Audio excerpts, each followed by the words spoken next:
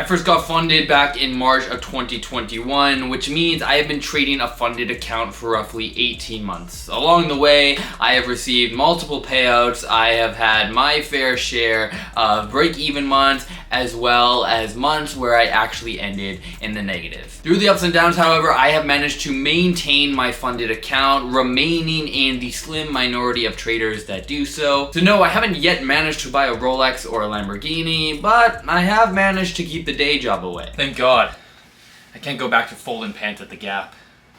When you first receive your FTMO funded account, they send you an email congratulating you, but they also send you an email warning you that it's at this point that many traders get overly confident, do things that are outside of their trading plan, and quickly lead to blowing their account. I don't want you to make this mistake because a wise man once said, "Learn from the mistakes of others." I don't know who said that, but I'm sure at some point somebody did say that. I want to talk about stress because many traders say that part of the reason that they fail their FTMO challenge comes down to stress. So if you manage to get over that stress and pass, what's the stress level like when you receive that funded account?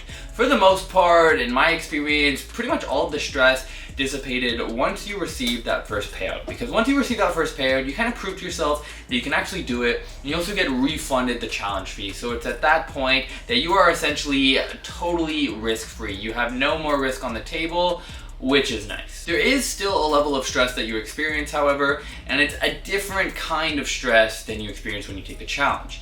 Taking the challenge, you obviously don't want to fail because you don't want to lose your deposit on that challenge, but there's also a certain level of stress in terms of wanting to prove to yourself that you can actually do it. As traders, we can sometimes just not know if we can actually do things.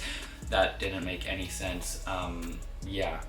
It can be stressful taking the challenge because we don't know if we're going to be able to pass. Is the market going to give us enough setups? How is our trading style and strategy going to match the criteria that FTMO outlines? The kind of stress that you experience with a funded account is one of not wanting to lose the account and not wanting to lose any profits that you have generated. So of course the first one's straightforward. You work really hard to get that funded account, you're stressed because you don't want to lose it. Totally understandable. The other one is a little bit different because the gains that you make are only paper gains, so you're really only entitled to them if you still have them in your account at the end of the month.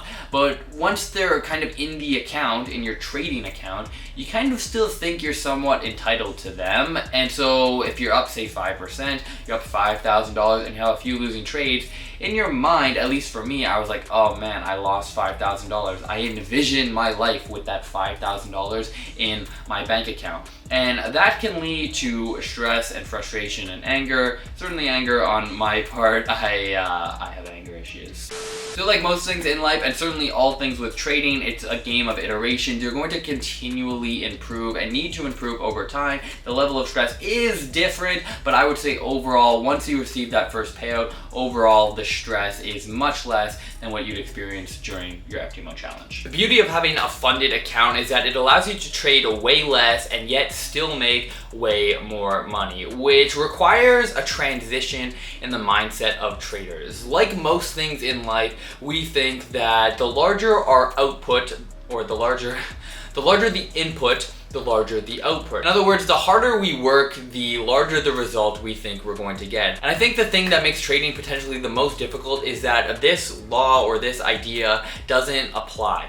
If you spend your entire day staring at the chart, you're likely not going to make any more money. Certainly when you're first learning, you need to put in the initial investment of time to learn, to gain an understanding of what your strategy and system is going to be. That's all fine and dandy, but you're quickly going to reach a point where more time input, just overall more input, is going to be detrimental to your trading. And this might not sound like a big deal, but it's actually massive, especially once you have a funded account, because all of a sudden you're going to be able to make what is probably a month's salary for many people in a single trade, and that is going to have a psychological impact. For some of us, if we tend to like self-sabotage, I don't even know if I fully believe in that, but if we do self-sabotage, it can be weird seeing these numbers in your account if you're not used to them. It might take an adjustment period, but the main point that I'm trying to make here is that you can make way more money by doing less. This is how it should be. You shouldn't be spending your entire day on the charts,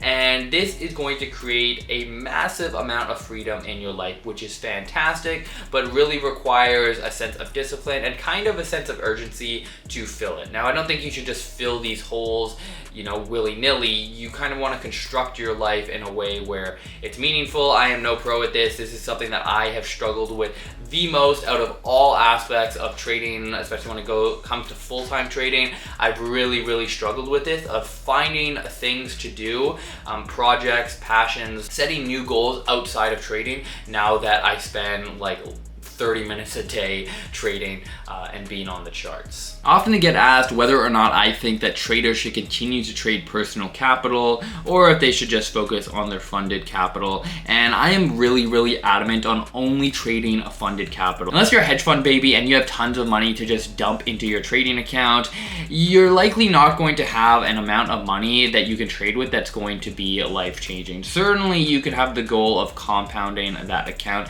and of growing it, and that's totally fine, but I am of the mindset that why would you risk your own capital, your own money, when you can be risking somebody else's? Let's say you have a $10,000 account. The number of challenges that you can take with that $10,000, you can obtain way more funding and therefore make way more money by investing that $10,000 into different challenges and trading those funded accounts. If you go with Mint Funding's $1 million or $2 million account, that's however much money, and with that leverage, you can be making a ton of money. I recommend you actually go with Lark Funding. We've got $1 million challenge coming soon, but you know, link in the description down below.